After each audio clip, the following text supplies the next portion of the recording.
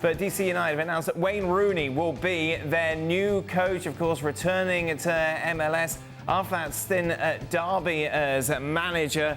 And, well, with this announcement, there's only really one man that we can invite into this discussion, and that is, of course, the man who went public when Wayne Rooney came into DC United, initially said it was a massive mistake. I thought a stray had walked into the studio here. By the way, that's my chair you're in. Oh, I'm sorry. I said at the end. I'll let you off with it just now. It's like the World Cup. Every 4 years I show up and humiliate myself here on our, well, on our go desk ahead. talking about Wayne Rooney. What do you want to know? How I feel about it? Where did this come about? I don't care how you feel about it. I got to say, I'm shocked. I'm a little bit shocked DC United went down the Wayne Rooney road again, just because, you know, they gave him a contract the first time, he didn't fulfill it. Now you're giving that guy a contract for a bigger job, right? But I'm really shocked that Wayne Rooney took this job. I mean, he knows exactly what DC United is, right? He was there when they opened the stadium. He's going to go now and be back at that stadium 4 years later. There are still holes where the roof should be in that stadium. So you can't build a stadium. How are you going to give this guy a serviceable team? And if anybody should know how important that is, it's Wayne Rooney, right? He's just come from Derby County. He did a respectable job, I think you would say, but the people above him are incompetent.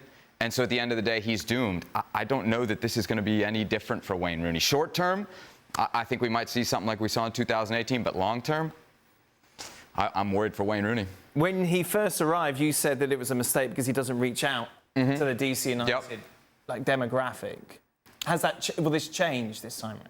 People will be excited. I mean, they're instantly more relevant. Obviously, we're talking about it, but they're instantly going to be more relevant in DC. With his ties to the club now as a former player, I think it will speak a little bit to the fan base. Like, there's nobody that DC United could have gotten that would have been accessible to them that would have had a bigger name. I mean, that's just not realistic. So I think it'll be an exciting move for the fan base, but that's really based on like current standards. You know, the guy in charge now is Chad Ashton. He's basically like the lifetime interim manager of DC United. They went down a road with Hernan Losada. People were like, ooh, this team is going to be ambitious and different. That didn't work. They scrapped that experiment and they kind of went back to the old way. So I think this is a big move, and people in DC will say, well, they're swinging for the fences. If they hit a home run, great. If they strike out, at least they do so being relevant. Are MLS teams wanting managers that can manage and make better teams, or people that fit a demographic? I don't quite understand. So, I mean, because if I'm supporting a team, whether I live in Washington or Seattle or Portland or Miami, I don't care where you're from. I don't care what you look like. I don't care about your background. But what can you do for me now? Is that not a sensible way to look at it as a football supporter? 100%. Can you make my team that I go to every other week or whatever it is successful? Yes, better. I'm not suggesting Wayne Rooney will.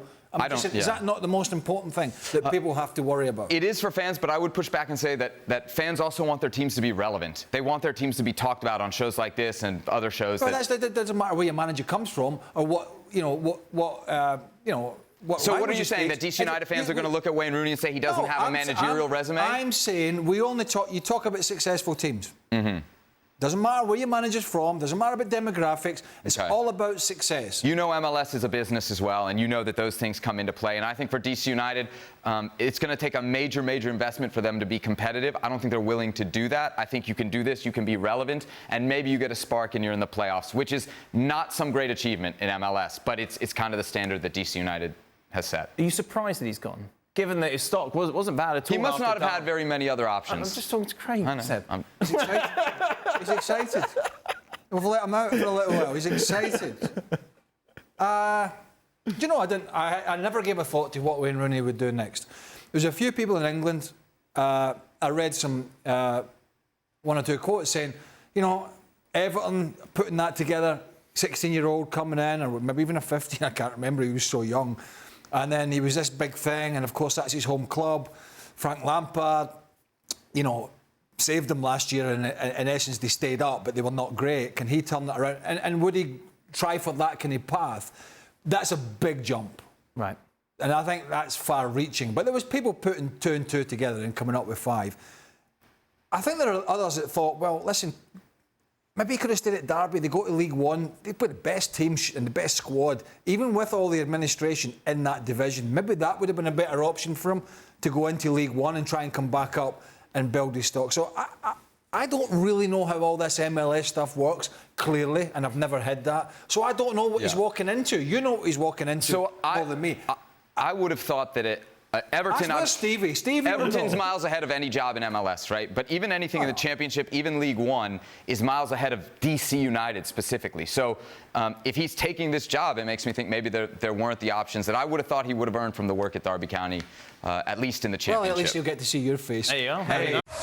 Well, thank you very much for watching ESPN on YouTube. For more sports highlights and analysis, be sure to download the ESPN app. And for live streaming, premium content, and let's not forget as well, ESPN FC 7 days a week. Subscribe to ESPN Plus.